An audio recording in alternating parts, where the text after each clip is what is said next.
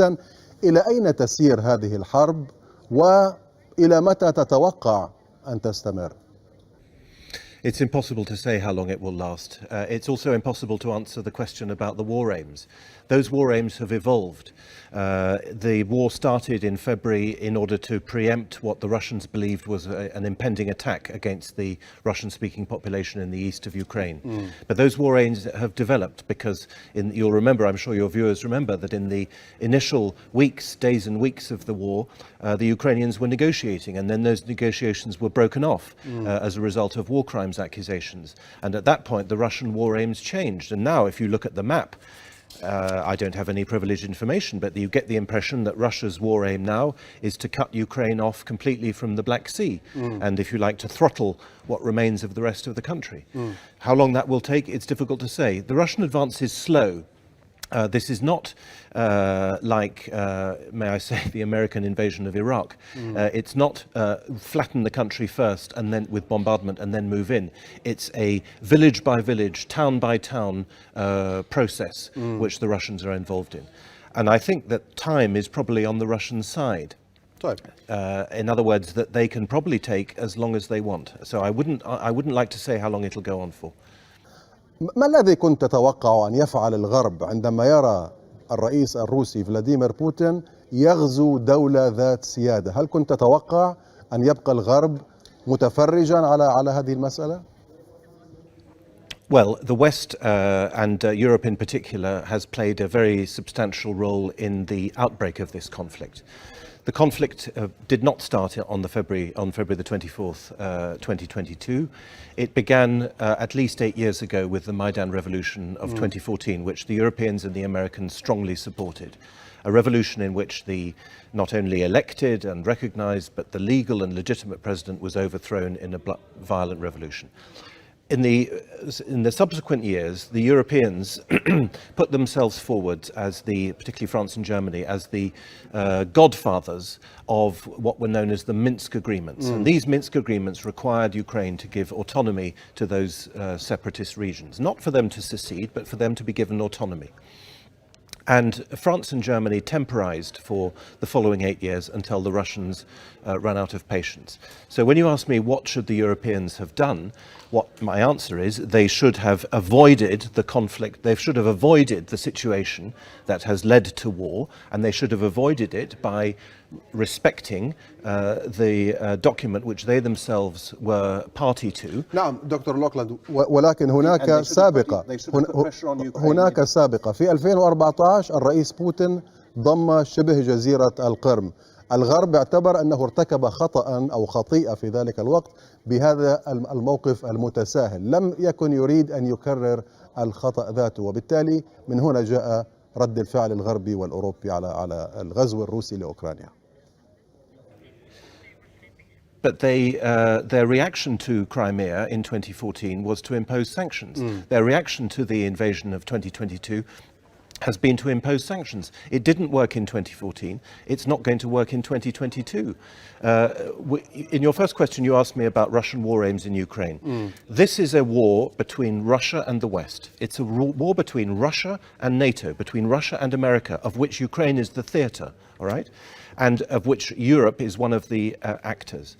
And given the inefficacy of sanctions in 2014, I am convinced that the same sanctions, by the way, just as we can see with Iran, which has had sanctions for a generation, and which, in spite of that, is becoming a nuclear power and is emerging and has emerged from international isolation. They don't work. Not only do they not work in terms of forcing the Russians to change their behavior, but they are damaging the European economy far more than they are damaging the Russian economy. على المستوى المنظور، على المستوى القصير، ولكن الغرب يقول على المدى الطويل روسيا لا شك ستشعر بآثار هذه العقوبات. I don't agree. I think the sanctions have strengthened the Russian economy. They have strengthened the Russian economy because the price of gas and oil has gone up as a result of the uncertainty. The first sanction imposed was to close down the Nord Stream 2 gas pipeline, which dramatically reduced the flow of gas into Europe. It sent the markets into a state of complete havoc. And that has meant that Russia now receives from Europe $1 billion a day in hydrocarbon sales, even with drastically reduced exports. The volume exported has fallen, and yet the money coming into Russia has. So I don't see why Russia is going to suffer from this. By contrast, the European economies are suffering because energy, as everybody knows, and particularly in this region, is absolutely vital to the economy. The economy is energy plus work. That's what an economy is. And if the price of energy goes up by 6 in a period of 1 year, which is what has happened, because in July 2021 prices were 1/6 of gas prices of what they are now, then obviously it's not Russia that's going to suffer, but Europe.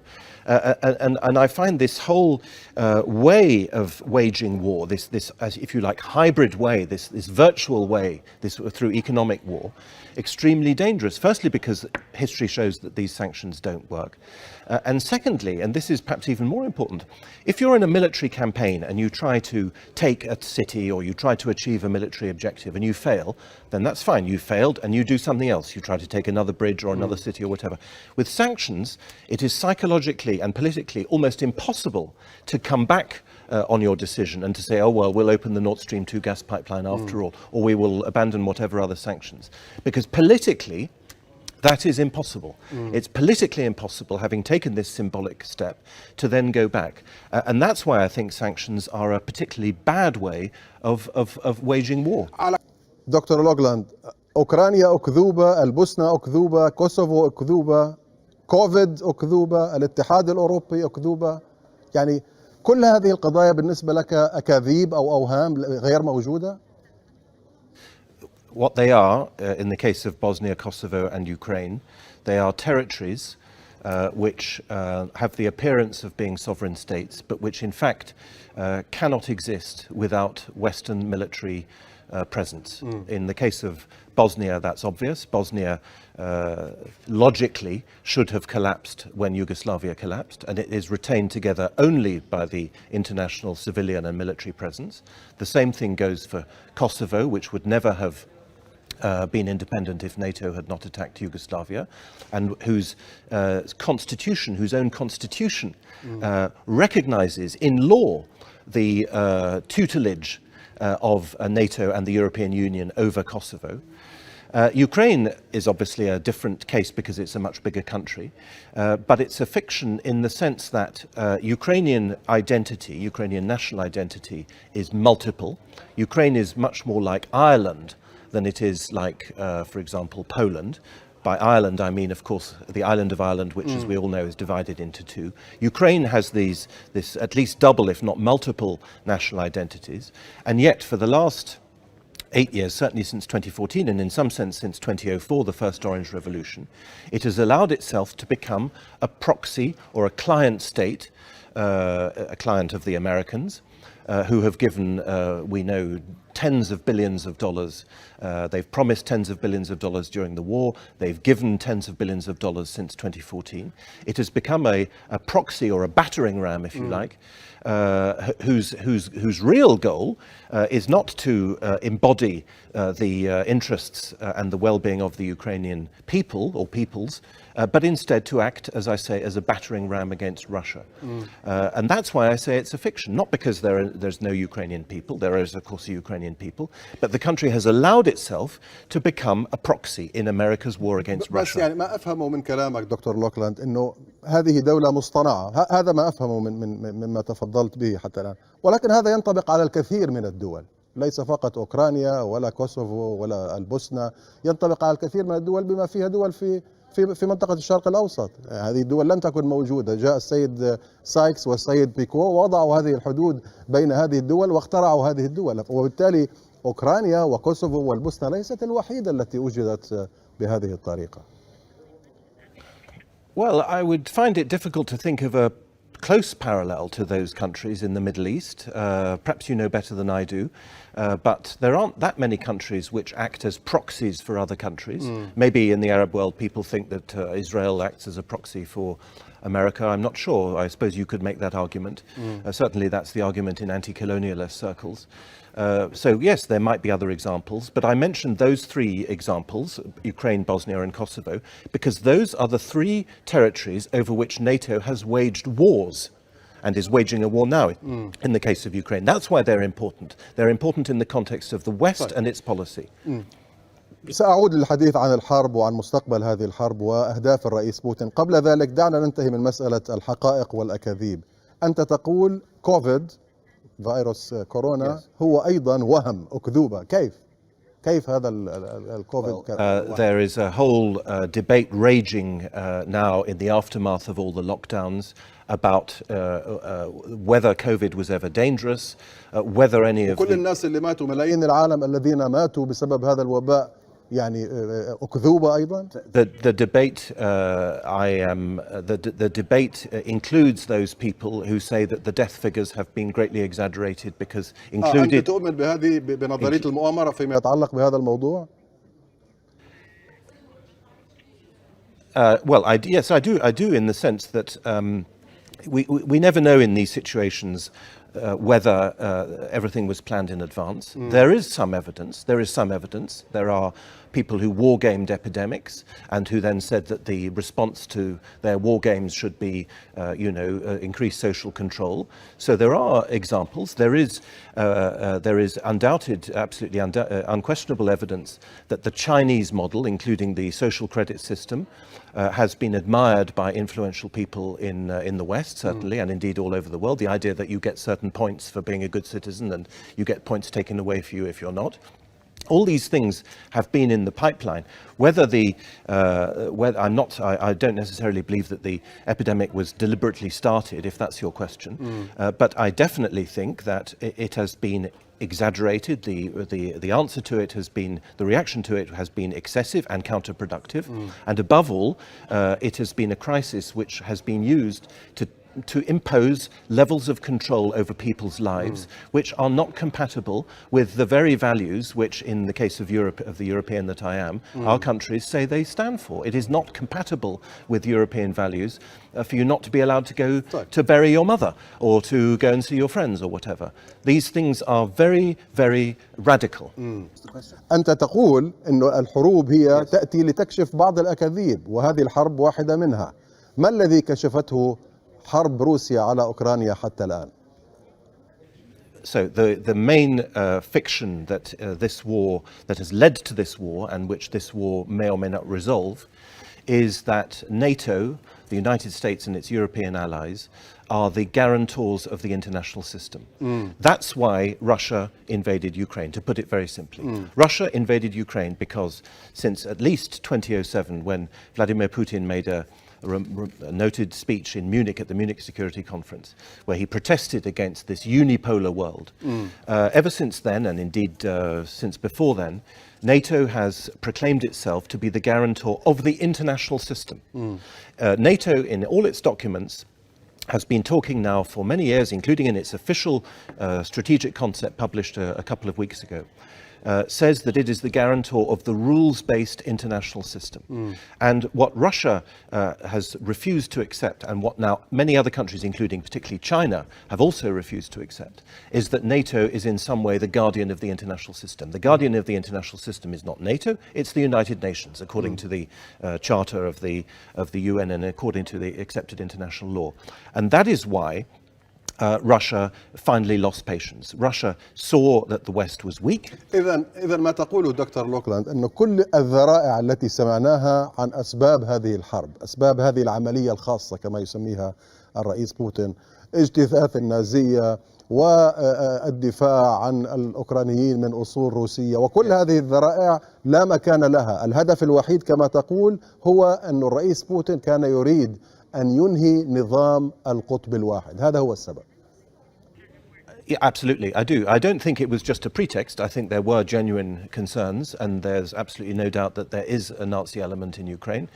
But I think the bigger picture is indeed this end to the unipolar world, because that is at least how the West perceives it. It perceives Ukraine as a sort of pivot, as a key test. If Russia is pushed out of Ukraine, then Russia's status as a world power will diminish. By contrast, if Russia is able to at least maintain Ukraine as a neutral state, her status as a world power will potentially be strengthened and will indeed return. So yes, I do absolutely think, and after all, Putin, I mentioned the Munich speech of 2007.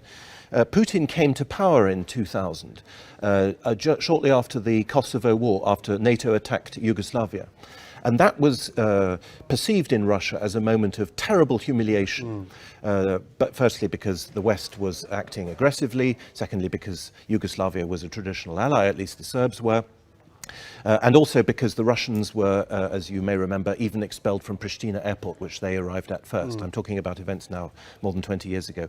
And so Putin came to power at this moment of maximum humiliation for Russia.